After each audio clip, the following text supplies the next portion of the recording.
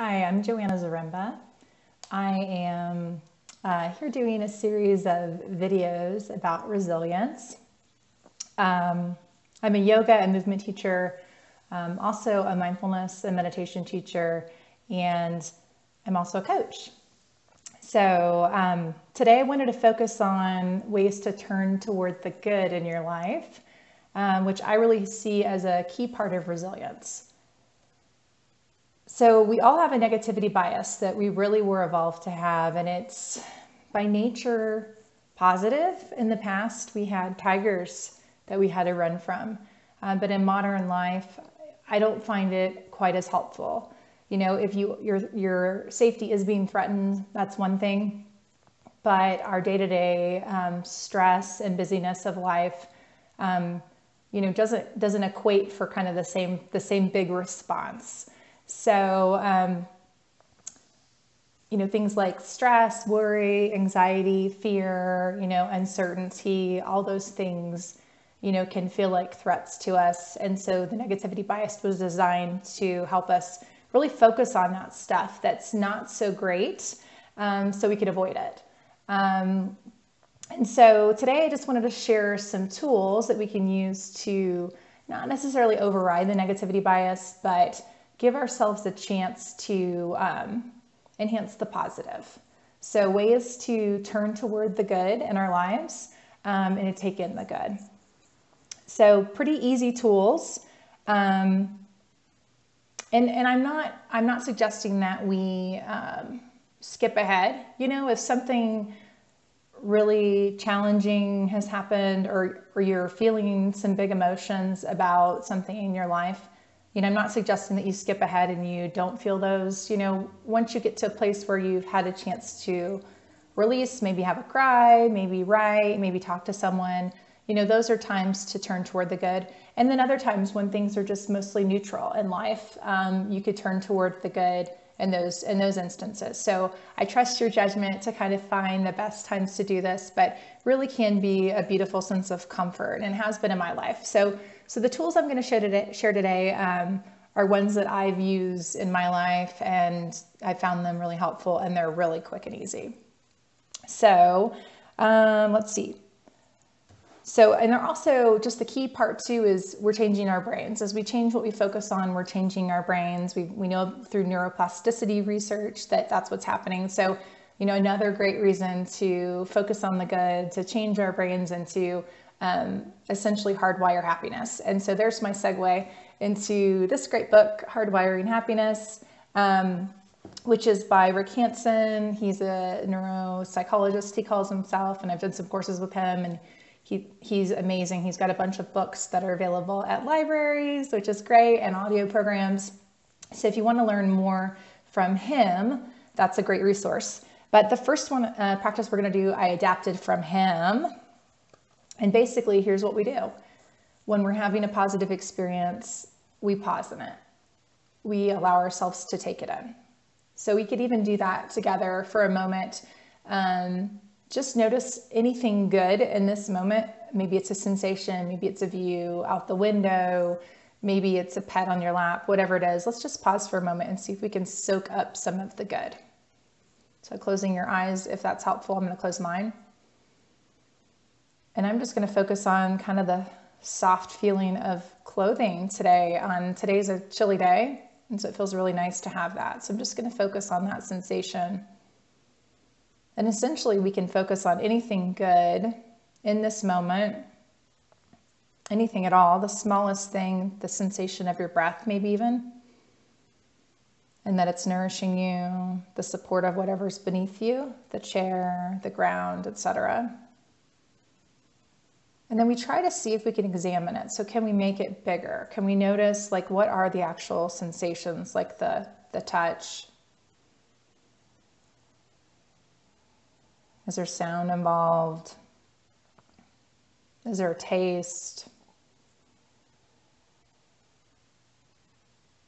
All of the senses, sight, of course.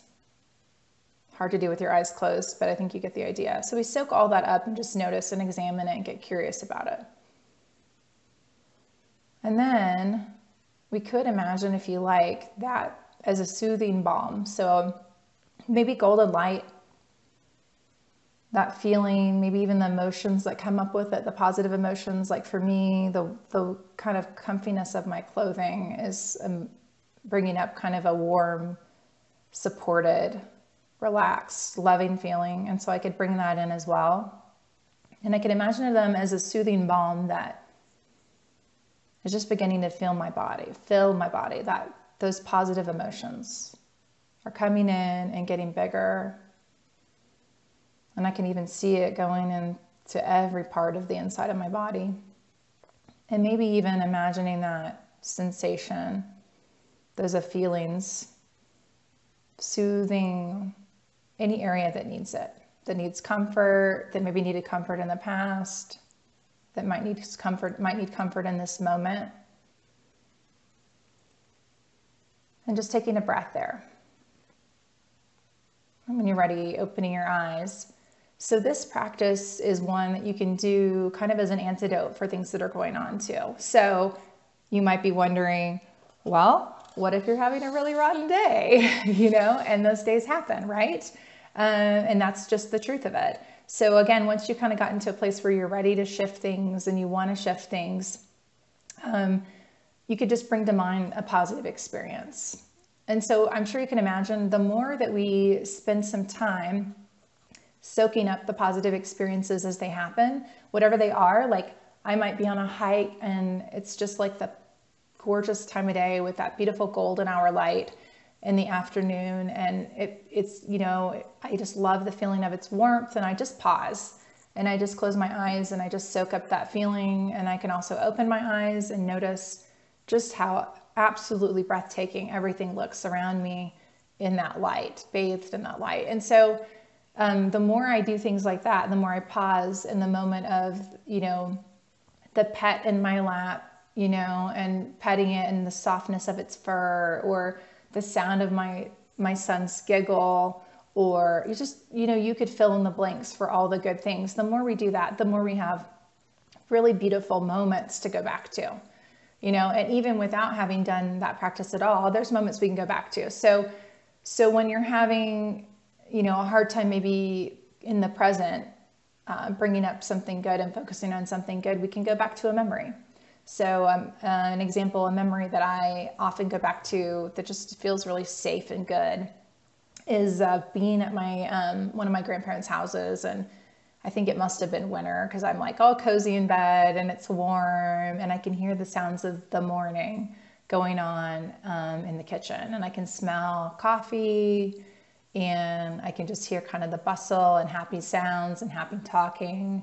And I'm back there all cozy and just safe and feeling good. And so that's just a memory I like to bring up. And I also bring up other memories with my grandparents because they were such loving people for me in my life. Different times, if I'm feeling lonely, or if I'm feeling like I don't belong, or, missing some connection, often I'll go back to those memories, and I'll go back to present, more recent ones too. But the idea is you can really use this practice as an antidote. So if you're missing something in your life right now, can you think of a memory that would be just even slightly related, where you received the thing that you feel like you're missing right now? So if you're feeling lonely, again, that connection, a time when someone really, really appreciated you and really loved you and cherished you as you are. If you're feeling, kind of stuck in something that you're trying to accomplish, trying to get done, or fearful of it, you could go back to a time when you got something done and you moved through it, and you moved through the challenges, and you kept going and you persevered, and you had that sense of grit and just, that inner strength that you called upon to do the thing, so bringing that back up in the sense of satisfaction of doing it, and that's another positive that you can bring up now. Like when hard things happen, the fact that you just keep going, no matter how small the keep going is, that's you standing strong, continuing, persevering, getting up every day, getting dressed, doing the day-to-day parts of living. That takes that grit, And Rick Hansen talks about that. And I love that because it's not just about like the amazing things in life. It's about also reflecting on, you know, your capacity, the resources that you have within you that maybe you just discount. You know, you're not thinking about the fact that like, no, you do keep going. You know, there's so many ways that you keep going, even when you feel like you're stuck. There's so many things that you're continuing to do that are moving you forward, that show kind of, you know, what you're made of. So that's another piece that you can really bring it to whatever you need to bring it to, whatever's showing up in life. You can have that antidote. And so that's one of the things I love about this practice is that you can soothe that, or you can soothe old things. You know, if there was something that you were missing, you know, growing up, you can come back and really focus on, you know, the times when you did get that thing, and you do get that thing that you needed. And so you can kind of, again, change your brain, kind of rewrite that part, which I think is so helpful, because we all have things that have gotten to us. We all have circumstances, experiences that have, where we've been hurt. And so, you know, or we felt like we didn't have quite what we wanted or needed in that moment. And so having the ability to, in the present, focus on having those things, I think is super helpful. So another thing I just wanted to mention is just a practice that we do as a family, and it's sort of a variation of Rick Hansen's kind of taking in the good process, which is more detailed than what I mentioned. So please do kind of look him up and get connected with him as well. But there's also a practice that we do as a family, just where we reflect on just the good from our day out loud to each other, and we do our best we do it every day, and we try to do it later in the day, kind of before my son goes to bed. And we try to be present, like not distracted, not doing anything else. And, you know, which we're still kind of working with our son on that piece. He's 6. So working on that to try to make that possible. But just, you know, as a family, you know, witnessing and listening to, and then each other getting to name is super helpful, getting to name the good. And so we benefit from hearing the good in others, and then we benefit from sharing it. And in that way, we're able to grow that experience too, to make it bigger, to really imprint that in our brains, you know, that there is good going on. You know, the more we focus on it, the more it really does grow, and we have more access to it. So that's a practice that we do. Another version you could do for that practice is one that Dr. Vivek Murthy, former Surgeon General and author of the book Together, he talks about on the Greater Good Science podcast. I'm not sure what the podcast is called, but you can find it. He talks about his listening practice, and you know, his book is all about connection and research with loneliness and connection, and how connection is the antidote for loneliness. So he talks about having a listening partnership where several times a week, just briefly, he connects with a friend, and they both share about like whatever the high was from the day, the highlight that they can remember, and they just soak it up. And so that's a practice he's really loved and enjoyed. And so I offer that too, that you could do that with someone else. And of course, journaling is a fantastic thing as well. So there's my segue to the last little mini practice that I found helpful. And that one is 3 good things. So that's one you could look up as well. There's some more info again on the Greater Good Science Center's website out of UC Berkeley about it. But essentially, there was a research study a while back, and they have the participants write down 3 good things. So, and they found that it increased their happiness, you know, and so they did it every day. I believe it was before bed. Pardon me if I don't get every bit of the study correct, but basically the practice is to write down, and writing is critical for this part, to write down 3 good things. So basically name the thing, and then give some details about why it happened. So the why is kind of the critical part, so that you can start to, I think, deepen that experience of things don't randomly happen, that they happen because there are good people in your life, there are good people in the world, you know, that you do good in your life. And so I also feel like when you're writing those things down, to at least include one where you made a choice that impacted how things went. Because I feel like that agency part, that like having the ability to choose and know that like your decisions really matter and really impact your life, is really important. And that helps us feel more empowered, not hopeless and not helpless. Really, really like every little choice we make really does have an impact and really can affect how we're feeling, how other people feel, and there's a ripple effect. So I think that's important. So that is the last practice I wanted to share today. But one thing I didn't mention is, as I'm sure you probably intuitively know, it's like when we're feeling good, when we kind of have our needs met, we have the ability to do so much good. We have the ability to learn. We have the ability to spread joy, to do our thing, whatever it is, to be ourselves. But when we're feeling stressed, when we're feeling overwhelmed, when we're feeling just kind of rotten, it's a lot harder, to be that light, to be yourself, to learn, to grow, to share goodness in the world. And so it is really important for us to do some things, to have some practices where, we're able to kind of fill ourselves back up. And what I love about these practices, especially like the quick, just taking in the good practice or bringing up a memory, is it is so quick. It really is. And it's the kind of thing that, as you do it more and more, it becomes more and more accessible. Again, you're kind of creating that groove in your brain to where you can kind of fast track there instead of fast tracking to our negativity bias and what's going wrong. It just makes life better and more manageable, and I really think as we invest in ourselves in this way, as we show care toward ourselves by turning toward the good, taking in the good, that we really are making the world a better place, because again, as we're able to, as we feel good, we just spread goodness. We really do.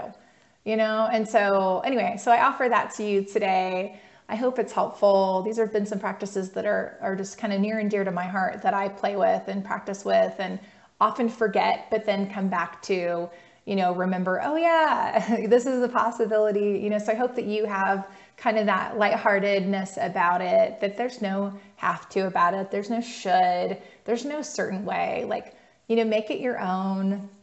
In whatever way serves you. If it inspires you to do a little bit different practice, fantastic. So that's kind of the spirit in which I'm sharing this, is for you to kind of make it your own and to see how it can affect and ripple in your life, and impact yourself and maybe friends. So feel free to share it with others as well, if you find it helpful. And if you'd like to stay connected with me, my website's really probably the best way. And that is www.joannazaremba.com. And that's just Joanna, Z as in zoo, ARE, M as in Mary, B as in boy, A.com. And I've got an email newsletter that I send out pretty regularly, where I share tips and inspiration, everything from topics around resilience and happiness and kind of your mindset, to movement, the movement part, mindfulness, meditation, now kind of dabbling in some kind of connection-based parenting stuff. But anyway, all tools that, and things that I have been learning and I'm excited about and love to share with others, and things that I kind of wish I would have known, in the past. So I hope it's helpful to you, and I hope you have a great day, and I really hope that you can turn toward the good today. So take care. Bye.